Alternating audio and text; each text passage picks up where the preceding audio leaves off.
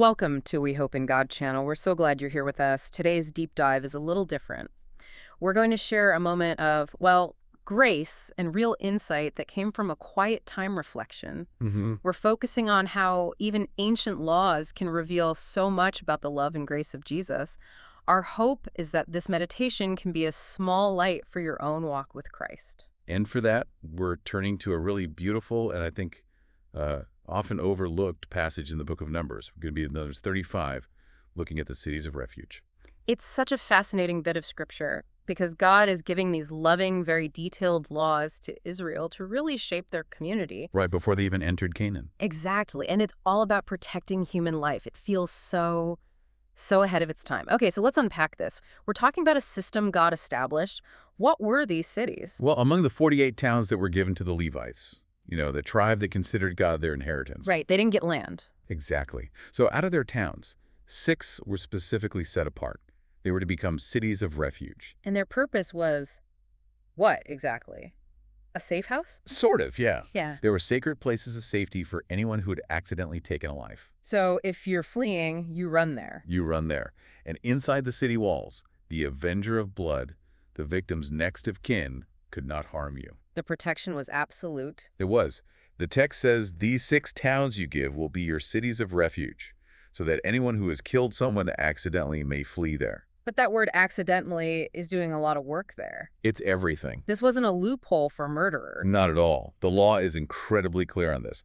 If someone killed intentionally, with malice, with premeditation, even the city of refuge couldn't protect him. And the avenger? The avenger had the full right of the law to put him to death. That distinction is so critical. So this is where it gets really interesting, right? What are the deeper principles God was building into this system? I mean, it's just profound. On one hand, the whole system shows God's deep, deep respect for human life. In what way?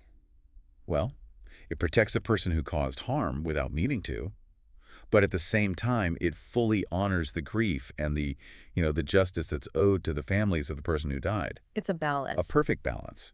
And the rule for intentional killing reinforces that. Murder must be punished with death, but, and this is key, only on the testimony of witnesses. So no vigilante justice. It required due process. Exactly. It reminded Israel constantly that every single life he created has this immeasurable worth. Okay, let's talk about the condition, the part that really ties all this justice to the spiritual leadership of the nation. Ah, yes. The person who fled, they weren't just free once they got inside, they had to stay. They had to remain within the city until the death of the high priest. That just feels so weighty. Why that specific condition? I think it's to make sure the community never forgot the seriousness of what happened. Yeah. Even an accidental death is a massive loss. So it's a constant living reminder. Yes. The person is safe, but they're in exile. It shows this amazing balance God strikes between justice and mercy. The scripture is so direct. The accused must stay in that city until the death of the high priest. Wow. So let's bring this into today. What does this all mean for you and me? For me, just reading this, the experience itself feels like grace. How so? It's like you're experiencing the grace of these cities in your own heart as you read. Yeah. It makes you just pause and remember how precious life is. Not just your own life, but the lives of your neighbors, everyone around you. And that's the application, isn't it? Cherishing God's gift of life has to translate into action. It can't just be an idea. No. It means sharing the love of Jesus with compassion, with gentleness, and with courage. It's like we're invited to embrace this idea of safety and grace as a spiritual reality for ourselves. Yes, and to see the depth of God's provision in it. This system really protected life from 2 angles then. Absolutely. Yeah. Strict, unwavering justice for an intentional act. But also this incredible structured grace for the accidental one. It's a perfect picture of his character. Holiness and mercy, hand in hand. May we all take the weight of life and, the absolute assurance of God's grace from this meditation.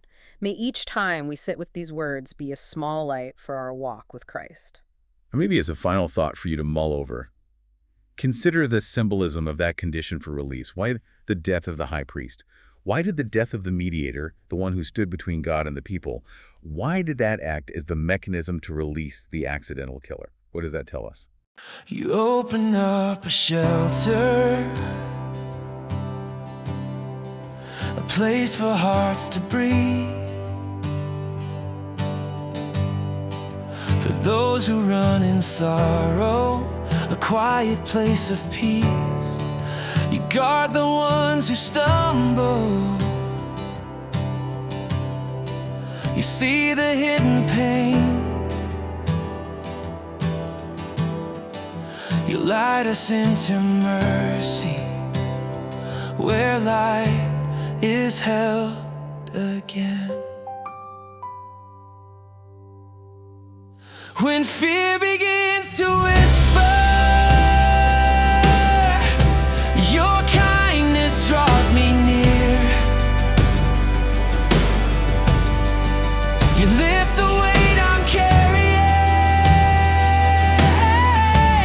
and calm my every fear. In your refuge I am safe. In your refuge I find peace. Grace is flowing over me. In your refuge I am safe. You open up a shelter, a place for hearts to breathe. For those who run in sorrow, a quiet place of peace. You guard the ones who stumble. You see the hidden pain. You lead us into mercy, where life is held again. When fear begins to whisper, your kindness draws me near.